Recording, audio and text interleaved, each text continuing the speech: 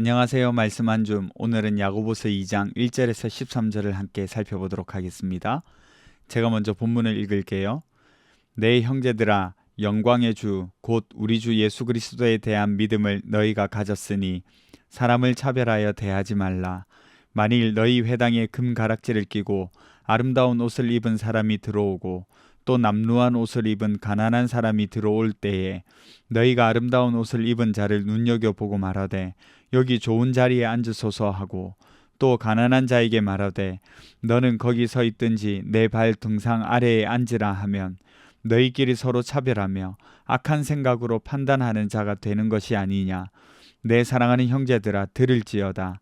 하나님이 세상에서 가난한 자를 택하사 믿음에 부요하게 하시고 또 자기를 사랑하는 자들에게 약속하신 나라를 상속으로 받게 하지 아니하셨느냐. 너희는 도리어 가난한 자를 업신여겼도다. 부자는 너희를 억압하며 법정으로 끌고 가지 아니하느냐. 그들은 너희에게 대하여 일컫는 바 그 아름다운 이름을 비방하지 아니하느냐.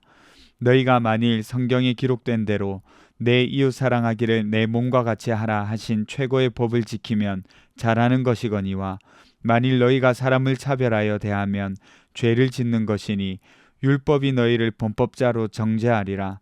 누구든지 온 율법을 지키다가 그 하나를 범하면 모두 범한 자가 되나니 간음하지 말라 하시니가 또한 살인하지 말라 하셨은즉 내가 비록 간음하지 아니하여도 살인하면 율법을 범한 자가 되느니라. 너희는 자유의 율법대로 심판받을 자처럼 말도 하고 행하기도 하라. 긍휼을 행하지 아니하는 자에게는 긍휼 없는 심판이 있으리라. 긍휼은 심판을 이기고 자랑하느니라. 아멘. 여러분, 오늘 우리가 읽은 본문은 매우 실제적이고 또렷한 교훈을 담고 있습니다. 뭘까요? 네, 차별하지 말라라는 거죠. 오늘 본문에 나온 차별이라는 단어는 직역하면 얼굴을 받아들이다라는 뜻입니다. 이게 무슨 뜻일까요? 우리가 사람을 처음 볼 때 얼굴을 보잖아요. 외모를 봅니다. 그것처럼 겉모습, 외모 혹은 지위를 받아들인다는 것은 겉으로 보이는 것으로 그 사람을 판단하는 걸 뜻해요. 그걸 하지 말라는 거죠. 1장에서 말씀을 듣고 행하라고 강조했는데 2장에서는 이제 그 말씀을 행하는 구체적인 예시로 차별하지 말 것에 대해서 가르치고 있습니다. 믿음을 가졌다면서 실제 삶에서 가난한 자를 무시하고 부자를 영접한다면 그 믿음은 진짜냐? 라고 질문을 던지는 거죠. 여러분, 야고보가 차별하지 말라는 도전은 생각보다 큰 도전이었습니다. 보세요. 야고보가 살았던 당시의 사회적인 구조는 철저한 계급 사회였어요. 상하뿐만 아니라 좌우도 구분되었거든요. 무슨 말이냐면 로마에서도 시민권자와 비시민권자가 나뉘고 자유인과 노예가 나뉘어 있었어요. 남자와 여자가 나뉘어서 사회적 구별이 있었고요. 같은 지위에 있는 사람이라 할지라도 부자와 가난한 자로 철저하게 구분되어 있었습니다. 그러니까 2절에 나오는 이야기가 이해가 되죠. 금반지를 끼고 아름다운 옷을 입은 사람이 들어오는 모습. 부자들은 화려한 것들로 자신들의 존재를 드러내고 과시하잖아요. 반면에 가난한 사람들은 초라한 옷차림을 할 수밖에 없었죠. 유대인들도 그랬어요. 종교 지도자들, 곧 바리새인, 사두개인, 서기관들과 일반인들의 계급이 존재했고 유대인과 이방인이 구분되었어요. 그러다 보니 식사하는 자리도 계급 있는 사람, 존귀한 사람은 앞자리, 가난한 사람은 뒷자리나 발치에 앉는 식이었습니다. 이런 사회적인 구조와 문화 속에서 차별하지 말라는 도전은 굉장한 거죠.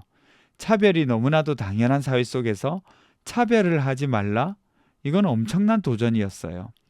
그러나 그 도전은 받아들여져야만 했습니다. 보세요. 교회는 세상 속에 태어난 새로운 공동체였습니다. 세상 속에서 하나님 나라의 모습을 보여주는 공동체여야만 했어요. 그 공동체는 새로운 신분을 가진 곳이었습니다. 새로운 정체성을 가진 곳이었고요. 하나님 앞에서 모든 이가 자녀로 평등한 공동체였습니다. 사도 바울은 이것을 그리스도로 옷 입은 자들이라고 말하면서 이렇게 설명합니다. 너희는 유대인이나 헬라인이나 종이나 자유인이나 남자나 여자나 다 그리스도 예수 안에서 하나이니라. 갈라디아서 3장 28절에 있는 말씀이거든요. 모든 사람이 그리스도로 옷 입은 사람들입니다. 여러분, 찜질방 가면 찜질복 주잖아요. 부자는 실크 찜질복 주고 저한테는 거적대기 주고 그러지 않아요. 찜질방 가면요, 할아버지나 할머니나 아줌마나 아가씨나 애나 어른이나 모두 그 찜질방 옷 입습니다. 물론 남자 여자 이렇게 달리 주는 곳도 있을 수도 있어요. 제가 드리고 싶은 말은 뭐냐면, 바깥에서 아무리 좋은 옷, 화려한 옷, 명품 가방 메고 와도 찜질방 안에서는 양머리하고 똑같이 옷 입고 똑같이 계란 까먹고 식혜, 아이스티 먹으면서 땀 흘린다는 거죠. 그런 것처럼 그리스도 안에 있는 사람은 이제 모두 그리스도로 옷 입은 거예요. 그러니까 차별은 있을 수가 없습니다. 그런데 실질적인 문제가 있었어요. 교회 안에 자연스럽게 부자와 가난한 자가 함께 모이고 여러 사람들이 모이다 보니까 자연스럽게 익숙한 문화가 자리 잡은 거예요. 곧 차별 문화인 거죠. 서로 구분 짓기 시작했다는 겁니다. 부자는 존중하고 가난한 자는 무시하고, 실제로 고린도 교회에서 일어났던 일입니다. 가정의 교회에서 식사할 때 부자들은 좋은 음식 나누고 가난한 자들은 구석에 밀려나는 일들이 발생한 거죠. 그래서 여러분, 야고보가 지적하는 이 차별의 문제는 단순히 오늘날의 평등을 강조하는 그런 차원이 아니라 복음을 강조하는 일입니다. 세상의 가치와 판단, 기준을 뒤집어 엎어서 이걸 변혁이라고 표현할 수가 있어요. 뒤집어 엎어 복음을 따라갈 것을 도전하고 있는 거예요. 그 예로 하나님이 하신 일을 말합니다. 하나님이 어떻게 하셨어요? 세상에서 가난한 자를 택하셨잖아요. 예수님 어떻게 하셨어요? 멸시받는 자, 죄인들과 같이 지내셨잖아요. 심지어는 자격 없는 우리를 위해 희생당하셨습니다. 하나님의 영광이 가난한 자, 멸시받는 자, 죄인들, 연약한 자들에게 머물렀습니다. 심지어는 나를 긍휼히 여기셨어요. 그러니까 우리도 긍휼을 실천하며 살아야 할 것 아니겠어요? 그런데 교회가 세상과 똑같이 부자, 계급 높은 자, 권력 있는 자에게 영광을 두고 가난한 자들, 보잘것없는 자들을 무시하면 되겠냐는 거죠. 하나님께서 우리에게 주신 법은 내 이웃을 내 자신처럼 사랑하라고 하신 법이었습니다. 8절에 그렇게 기록되어 있죠. 그런데 차별을 하면 그 법을 어기는 것이고 그건 결국 죄라는 겁니다. 율법 전체는 하나로 연결되어 있으니까 100개 중에 99개를 잘 지켜도 하나를 못 지키면 범법자가 되는 거예요. 다른 것 다 잘 지켜도 차별하면 죄인이 되는 겁니다. 그리스도께서 나에게 베풀어 주신 것을 기억하며 우리도 그렇게 살아야 하는 거죠. 예수님의 복음을 믿는 사람은 그 복음에 어울리게 이웃을 대해야 하는 겁니다. 오늘 12절에 자유의 율법대로 심판받을 자처럼 말도 하고 행하기도 하라, 이렇게 기록되어 있죠. 이런 뜻입니다. 자유와 율법이 잘 안 어울리잖아요. 자유의 율법이라는 거는 율법을 완성시키신 그리스도 안에서 새롭게 해석된 법, 곧 사랑의 법입니다. 그러니까 그것대로 심판받는다는 거예요. 그러니까 우리가 그리스도에게 입은 사랑이 있습니다. 그러면 마지막 날에 심판받을 때에 너 예수께서 너를 그렇게 사랑했는데 너는 얼마나 다른 사람을 사랑했어? 네가 그렇게 은혜를 받았는데 네가 받은 은혜만큼 너도 베풀었어? 이런 무릎에 대답하며 살라는 거죠. 어때요? 이런 무릎에 대답하려면 차별할 수 있을까요? 아쉽게도 한국 교회 안에서 직업이나 학벌이나 재력이나 심지어는 직분에 따라서 차별이 일어납니다. 그래서 오늘 말씀이 여전히 도전적이에요. 이 차별을 없애기 위해서 극단적으로 무도회 가면을 쓰고 예배를 하거나 같은 옷을 입고 모이는 시도를 하기도 합니다. 그만큼 차별의 문제는 여전히 우리 세대에 도전적이라는 거죠. 여러분 기억합시다. 원리적으로는요, 차별은 사랑으로 이겨낼 수 있습니다. 주님께서 그렇게 하셨잖아요. 하나님은 외모로 사람을 보시지 않고 중심을 보시는 분이세요. 그러나 실질적으로 그렇지 않은 현실을 우리가 살아가고 있어요. 그래서 우리는 자연스럽게 차별을 받아들이고 있어요.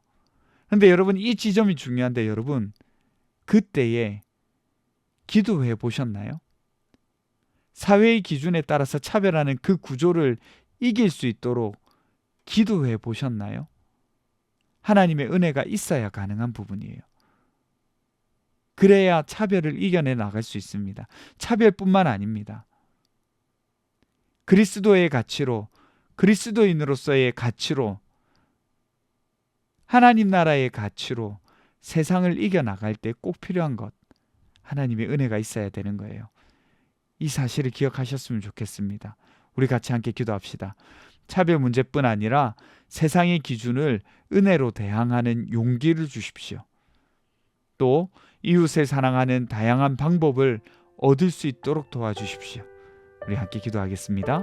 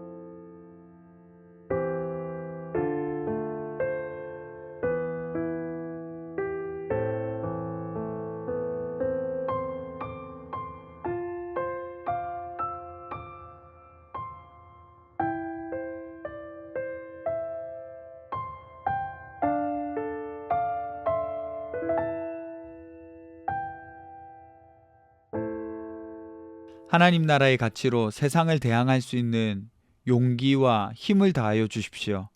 그리고 은혜로 그것들을 가지고 나갈 때 이길 수 있도록 도와주십시오. 이웃을 사랑하는 더 많은 방법, 풍성한 열매들이 내 삶 속에 맺힐 수 있도록 도와주십시오. 감사드리며 거룩하신 예수님 이름으로 기도드립니다. 아멘. 여러분, 오늘 하루도 힘있게 사랑하면서 살아갈 수 있는 그런 하루가 되었으면 좋겠습니다.